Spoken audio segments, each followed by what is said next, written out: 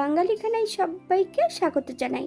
আপনারা তো অনেকভাবে নবাবী চিকেন রান্না করে খেয়েছেন। একবার আমার মতন করে সহজ পদ্ধতিতে আপনিও শিখে নিতে পারবেন ছোট ছোট টিপস সহ।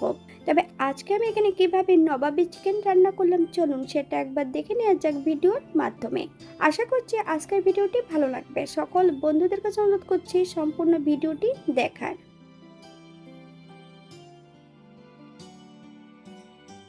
এখানে আমি আগের থেকে 1 কেজি মুরগির মাংস নিয়ে নিয়েছি। মাংস বেশ ভালো করে ধুয়ে রেখেছি। তবে মাংস ধোয়ার পদ্ধতি আমার এই চ্যানেলে দেওয়া আছে। আপনাদের যদি পছন্দ হয় তাহলে চ্যানেলটি ঘুরে একবার দেখে নেবেন।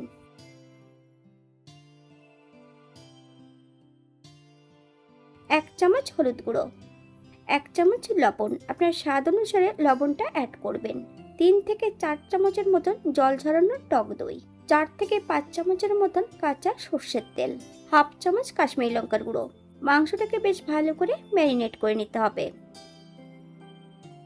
এটা আমি দুপুরবেলা ম্যারিনেট করে রেখেছিলাম, রাতে রান্না করেছি। আপনারা আপনাদের সময় মতন মাংসটা রেস্টে রেখে দেবেন এবং আপনাদের সময় মতন রান্না করবেন।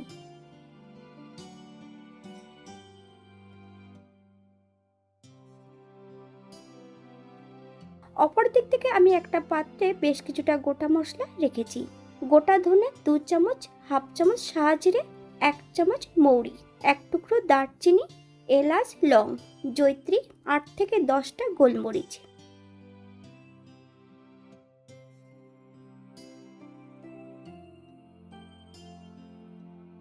এইগুলো আমি শুকনো খোলায় ভেজে নেব।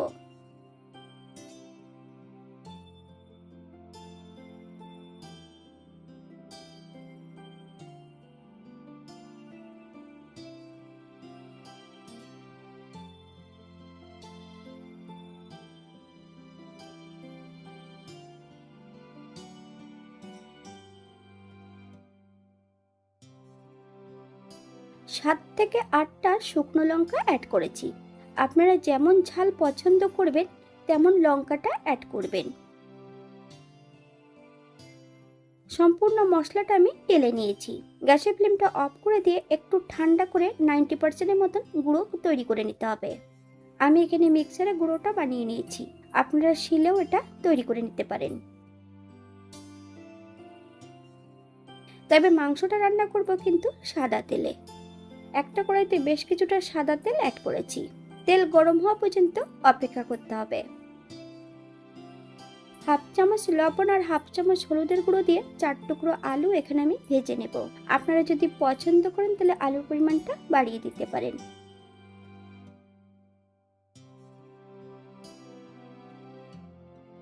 অপর দিক থেকে একটা মিক্সার বোলের মধ্যে বেশ কিছুটা রসুন আর বেশ কিছুটা আদা আমি নিয়েছি। সামান্য একটু জল দিয়ে একটা মিহি পেস্ট তৈরি করে নেব। এখানে কিন্তু আমরা অন্য মশলা আর ব্যবহার করব না।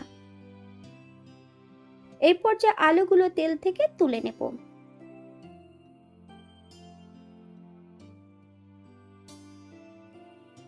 তেল কিন্তু একটু ঠান্ডা করে নিতে হবে। বড় সাইজের একটা পেঁয়াজ আর মিডিয়াম সাইজের একটা টমেটোর অর্ধেকটা টমেটো এখানে আমি অ্যাড করেছি। বেটে রাখা আদা আর রসুনের পেস্টটা অ্যাড করব।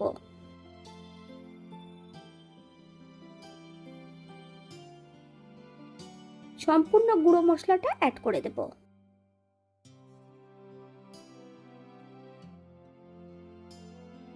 সব রকম উপকরণ একত্রে করে বেশ ভালো করে মিশিয়ে নিতে হবে। গ্যাসের ফ্লেমটা কিন্তু অফেই রাখা আছে।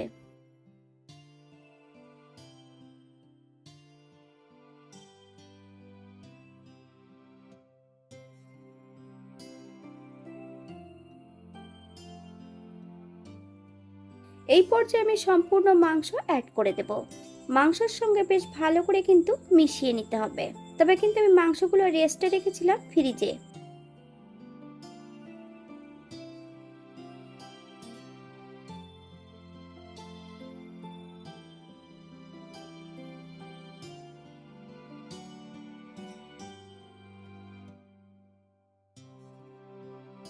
এই পর্যায়ে কিন্তু আমি গ্যাসটা কিন্তু জ্বালিয়ে দিয়েছি। গ্যাসের ফ্লেমটা লোতে রেখে বেশ কিছু সময় রান্না করে নেব। কারণ যদি হাই ফ্লেমে রান্না করা হয় টক দই দিলে কিন্তু অনেক সময় কেটে যেতে পারে।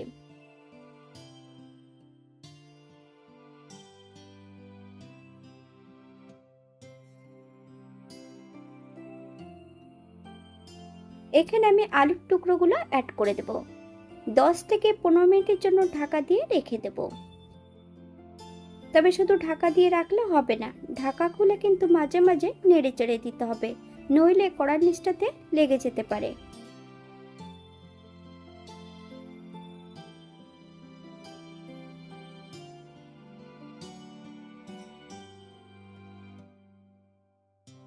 হালকা হাতে নেড়ে চেড়ে মিশিয়ে নেব।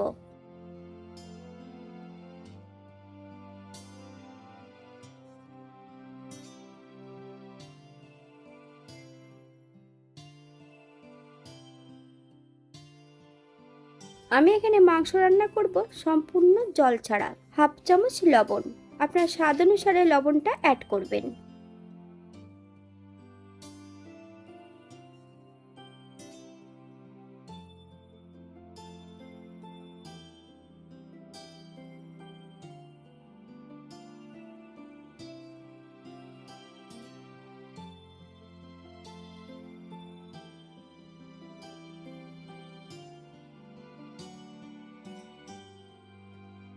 গ্যাসের ফ্লেমটা লোতে রেখে এমন ঢাকা দিয়ে দিয়ে রান্না করে নিতে হবে।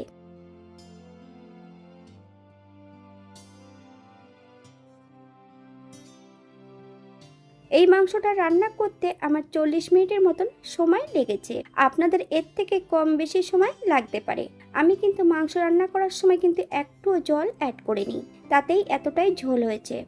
আপনারা যদি জল পছন্দ করেন তাহলে অ্যাড করতে পারেন। সাধারণত নবাবী চিকেনে জল অ্যাড করার প্রয়োজন হয় না।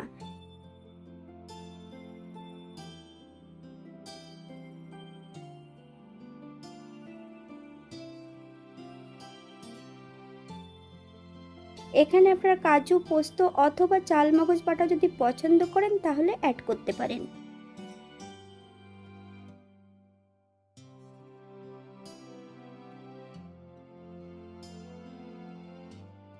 গ্যাসের ফ্লেমটা মিডিয়ামে রেখে আবারও বেশ কিছু সময় ধরে রান্না করে নেব, কারণ আমি এতটা গ্রেভি রাখবো না। আপনারা এর থেকে কম বেশি গ্রেভি করে নিতে পারেন।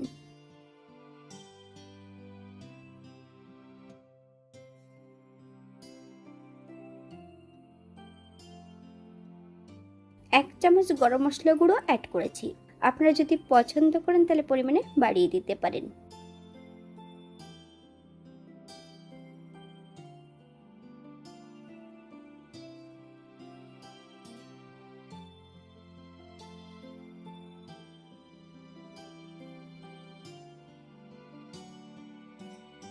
এই পর্যায়ে আমি গ্যাসের ফ্লেমটা অফ করে দেব। 5 মিনিটের জন্য স্ট্যান্ডিং টাইম দিতে হবে, তারপর সার্ভ করব। এক চামচ ঘি, আপনারা যদি পছন্দ করেন তাহলে পরিমাণে বাড়িয়ে দিতে পারেন। নবাবী চিকেন মানে একটু ঘি বাটার না হলে টেস্টি হয় না।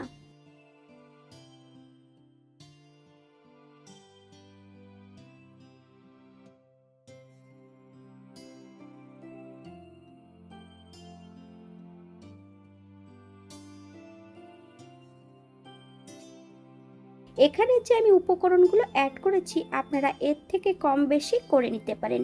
এতটাই সুস্বাদু হয়েছিল, আপনি একবার রান্না করলে বারবার রান্না করবেন। এটা দেখতে যেমন ভারী সুন্দর হয়েছিল, এটা খেতে কিন্তু অসম্ভব ভালো হয়েছিল। আপনারা বাড়িতে একবার একই পদ্ধতিতে বানিয়ে নেবেন।